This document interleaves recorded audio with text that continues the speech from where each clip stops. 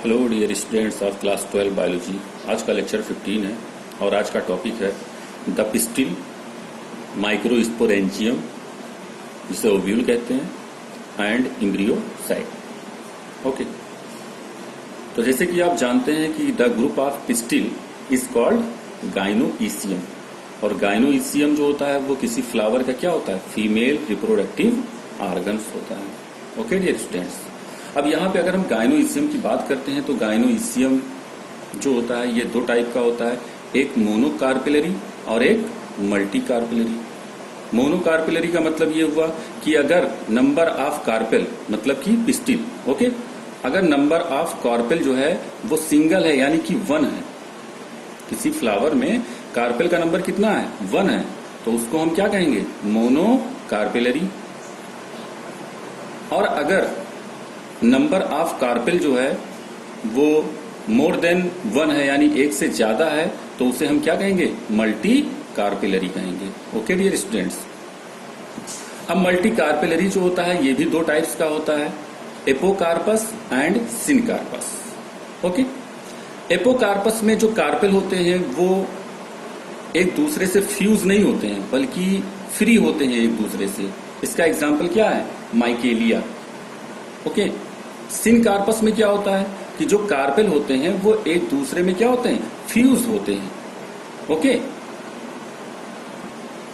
Now look NCERT book, यहां पे अगर आप देखेंगे तो यहां पे ये सिनकार्पस है। ओके, यानी कि सिनकार्पस का मतलब क्या, जितने भी कार्पेल हैं वो सारे के सारे कार्पेल एक दूसरे से क्या हैं, फ्यूज हैं। ओके, यानी कार्पेल्स फ्यूज्ड टुगेदर। ओके, और यहां पे जो कार्पेल हैं वो एक दूसरे से फ्री है, यानी हम कह सकते हैं carpels free from each other. तो ये माइकेलिया है डियर स्टूडेंट्स, और ये क्या है, एग्जाम्पल में पैपेवर है। ओके, अब बात करते हैं पार्ट्स ऑफ पिस्टिल की। ओके, पार्ट्स ऑफ पिस्टिल की, तो आप जानते हैं कि जो पार्ट्स ऑफ पिस्टिल होते हैं, तो जो पिस्टिल होता है वो 3 पार्ट में डिवाइड होता है, स्टिग्मा, स्टाइल और ओवरी। ओवरी के अंदर क्या होता है, ओवरी के अंदर ओव्यूल्स होते हैं, ठीक है, और इसी ओव्यूल्स का एक दूसरा नाम होता है मेगास्पोरेंजियम। ये यहाँ पे हमने मेंशन किया है, मेगास्पोरेंजियम। ओके डियर स्टूडेंट्स, तो यहाँ पे अब हम बात करेंगे कि ओवरी के अंदर जो ओव्यूल है, उस ओव्यूल को जो है वो हम पिक करते हैं, बाहर निकालते हैं, और फिर जो है इसकी क्या करते हैं, हम स्टडी करते हैं। ओके डियर स्टूडेंट्स, ये ओव्यूल का स्ट्रक्चर है, और ये कौन सा ओव्यूल है, anatropous ovule dear students, anatropous ovule.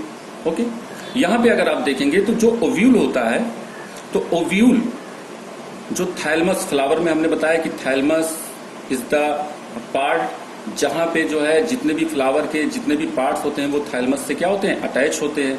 तो ये जो फैनिकिल होता है ये एक स्टाक की तरह होता है जो थैलमस से क्या होता है, फ्लावर के अटैच होता है। ओके, और हाइलम एक पॉइंट का नाम है, ये पॉइंट यहां पे हम मेंशन कर रहे हैं।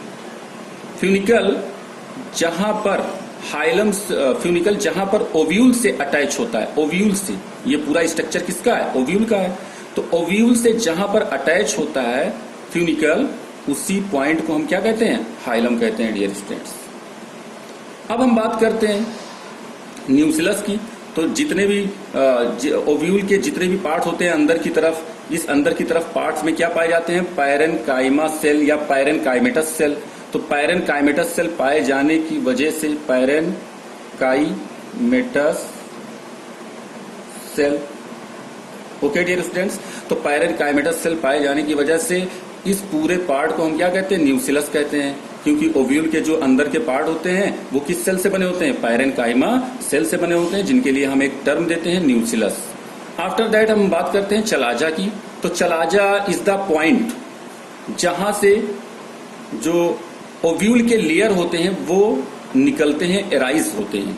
ओके, तो चलाजा एक पॉइंट होता है जहां से ओव्यूल के लेयर, ओके, सिंगल लेयर भी हो सकता है और डबल लेयर भी हो सकता है। यहां पे जो ओव्यूल हमने ड्रा किया है वो डबल लेयर का है, आउटर इंटेगमेंट है और इनर इंटेगमेंट्स है, ठीक है। तो लेयर का नाम हम क्या देते हैं, इंटेगमेंट्स देते हैं। तो यहां पे हमने लिख दिया है इंटेगमेंट्स, ठीक है। तो किसी ओव्यूल में नंबर ऑफ इंटेगमेंट्स 1 भी होता है और 2 भी होते हैं। ओके डियर स्टूडेंट्स, इंटेगमेंट्स जहां से एराइज करता है उस पॉइंट को हम क्या कहते हैं, चलाजा कहते हैं।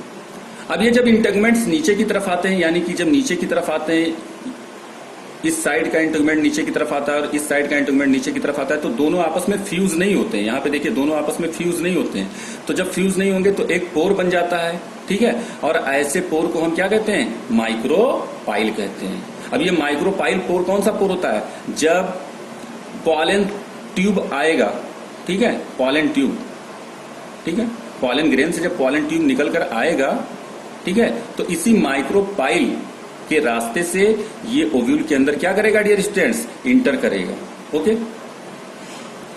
अब हम बात करते हैं कि इस ओव्यूल के अंदर एक स्फेरिकल स्ट्रक्चर हमने ड्रा किया है, जिसका नाम हमने क्या रखा है, embryo sac. Okay, oval shaped structure होता है जिसे हम क्या कहते हैं, एम्ब्रियो सैक कहते हैं। ओके, अब एम्ब्रियो सैक की स्टडी हम करते हैं कि एम्ब्रियो सैक में क्या होता है डियर स्टूडेंट्स। तो यहां पे देखिएगा एम्ब्रियो सैक जो होता है, इसकी जो शेप होती है वो ओवल शेप्ड होती है। यहाँ पे आप देख रहे होंगे 3 सेल हमने ड्रा किया है, 1 2 3।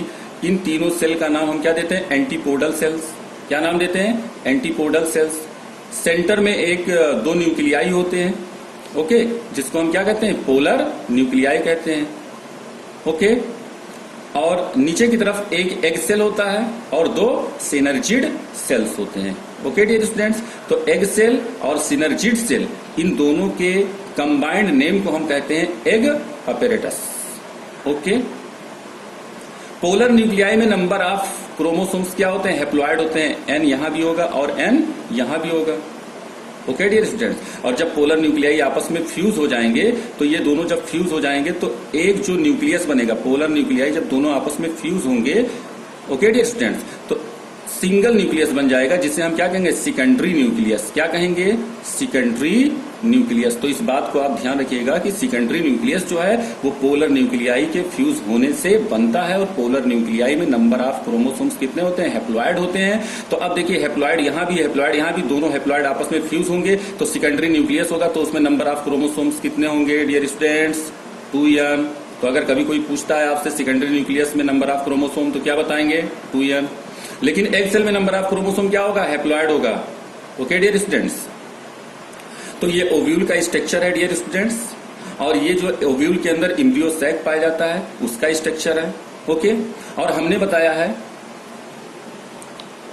कि नंबर ऑफ सीड, ये मैं आपको बता रहा हूं और बता भी चुका हूं, नंबर ऑफ सीड ये डिपेंड करता है किस पर, ओव्यूल पर। ओके, किसी कार्पेल के अंदर या किसी पिस्टिल के अंदर नंबर ऑफ ओव्यूल 1 भी होता है और 2 भी होते हैं, या 2 से ज्यादा भी हो सकते हैं। ठीक है, तो जितने ओव्यूल होंगे उतने ही सीड का क्या होगा, फॉर्मेशन होगा। लेकिन ये प्रोसेस तब होगा after fertilisation.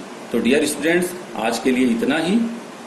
Okay, God bless you, thank you.